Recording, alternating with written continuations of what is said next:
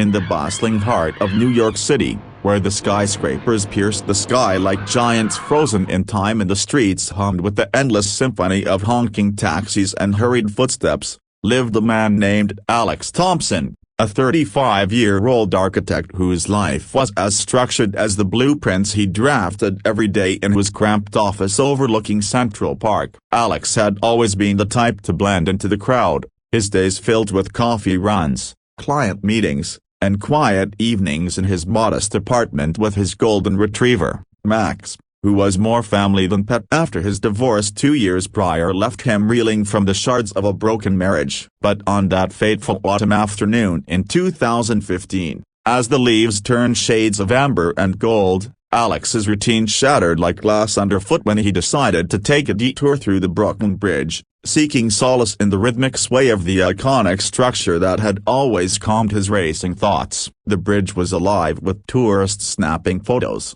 cyclists weaving through the lanes, and joggers pounding the pavement, but amid the chaos, Alex noticed the lone figure standing perilously close to the edge, a young woman in her early 20s with windswept hair and eyes that held the weight of unspoken despair. Her name was Elena Ramirez, though Alex wouldn't learn that until much later. She was a struggling artist from a fractured home in the Bronx, battling the invisible demons of depression that had pushed her to this precipice, where the Hudson River below whispered promises of escape from the relentless pain of lost dreams and mounting debts. As Alex approached, drawn by an inexplicable pull, he saw her grip loosen on the railing, her body teetering forward as if the wind itself was urging her onward. Time slowed to a crawl, the world narrowing to just the two of them, a stranger to stranger. In that suspended moment of crisis, without hesitation, Alex lunged forward, his hand clamping onto her arm with the firmness born of pure instinct,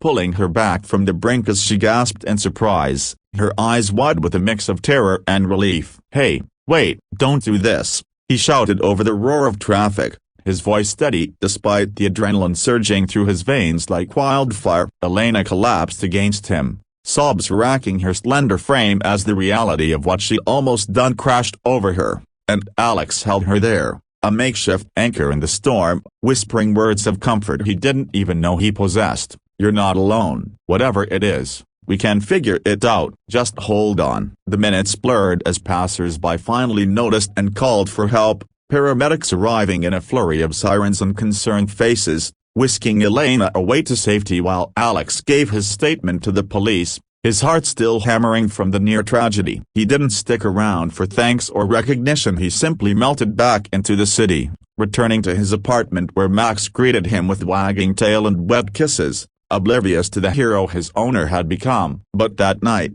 as Alex lay awake staring at the ceiling, replaying the scene in his mind, he felt a profound shift, a reminder that life was fragile, interconnected in ways we rarely see. Little did he know, this act of bravery would plant a seed that would bloom years later in the most miraculous way. In the days that followed, Elena entered therapy, her brush with death igniting a fierce determination to rebuild her life. She channeled her pain into her art, creating poignant pieces that captured the raw edges of human emotion, eventually landing her a spot in a small gallery show that kickstarted her career. Alex, meanwhile, threw himself deeper into his work, designing sustainable buildings that aimed to make the world a little better, but the memory of that day lingered like a quiet shadow, a testament to the power of one moment's choice. As the years ticked by, 2016 bringing Alex a promotion and a tentative new romance with a colleague named Sarah, while Elena moved to Chicago for an art residency,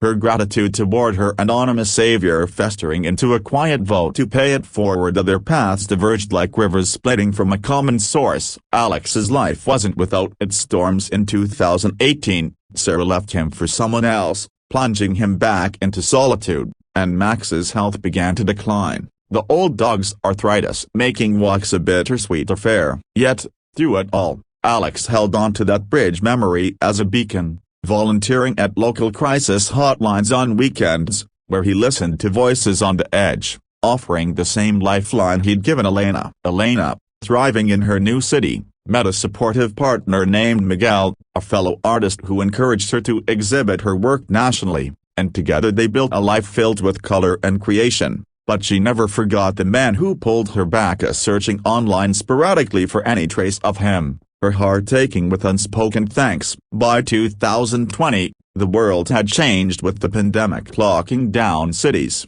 forcing Alex into remote work from his now echoing apartment, where isolation gnawed at his edges, and Elena adapted by hosting virtual art classes, her resilience shining through. As restrictions eased in 2021, Alex adopted a new puppy to keep Max company in his final months, naming her Luna as a nod to the moonlit nights he'd spent reflecting on life's twists. Elena's big break came in 2022 with the solo exhibition in Los Angeles, her pieces selling out and earning her acclaim for their emotional depth, inspired unwittingly by that pivotal day on the bridge. Alex, attending an architecture conference in the same city by chance, wandered into the gallery one evening, drawn by a painting that depicted a figure on a bridge, hand extended in salvation. It stopped him cold, stirring memories he'd long buried. He didn't connect the dots then, but fate was weaving its threads tighter. Back in New York, Alex faced his own health scare in 2023, a routine checkup revealing early signs of heart disease,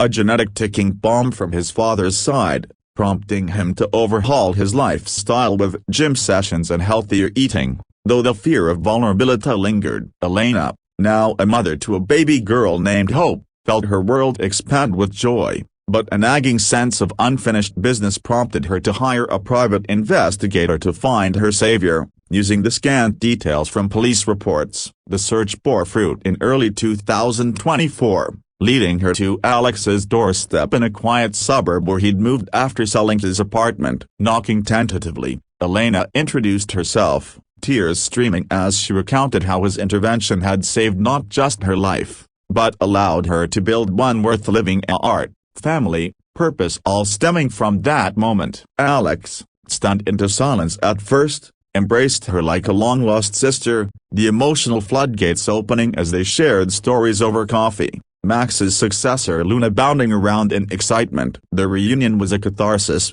healing old wounds and forging a bond that transcended time. But life, ever unpredictable, had more in store. Later that year, Alex's heart condition worsened unexpectedly during a stressful project deadline, leading to a severe attack that landed him in the ER, fighting for breath as doctors rushed to stabilize him. In a twist of cosmic irony, Elena, visiting New York for an art show, heard the news through their newfound friendship network and raced to the hospital, her presence a soothing force amid the beeping machines and sterile walls. As Alex recovered, he credited her support with pulling him through the darkest hours. But the true salvation was yet to unfold in the chapters ahead. This chapter of beginnings and quiet heroes set the stage for a reciprocity that would redefine their lives, proving that kindness echoes eternally through the corridors of fate. Chapter 2. As the calendar flipped to 2025, Alex Thompson found himself navigating a world that felt both familiar and utterly transformed,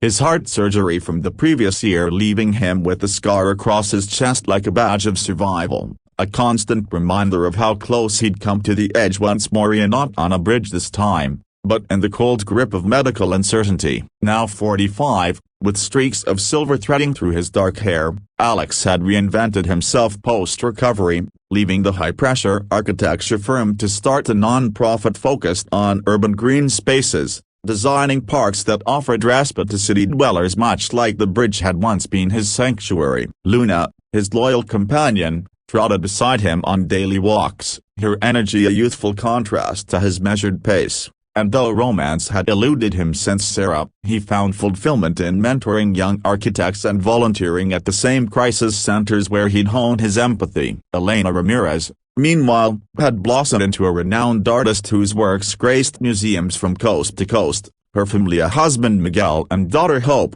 now a curious toddler with her mother's expressive eyes anchoring her in Chicago's vibrant art scene. Their friendship, born from that dramatic reunion, had deepened over video calls and occasional visits, with Elena often crediting Alex as the catalyst for her success, while he humbly deflected, insisting it was her strength that carried her through. But beneath the surface calm, shadows loomed. Alex's doctors warned of potential complications from his condition, advising regular checkups and stress management, yet the demands of his non-profit pulled him in endless directions, leaving little time for self-care. In spring of 2025, during a fundraising event in Chicago, Alex traveled to meet Elena in person again, their hug at the airport filled with the warmth of old souls connected by destiny. The event was a triumph, with Elena donating a painting inspired by their story, a swirling abstract of bridges and hands reaching across voids that fetched a record sum for Alex's cause. Over dinner that night,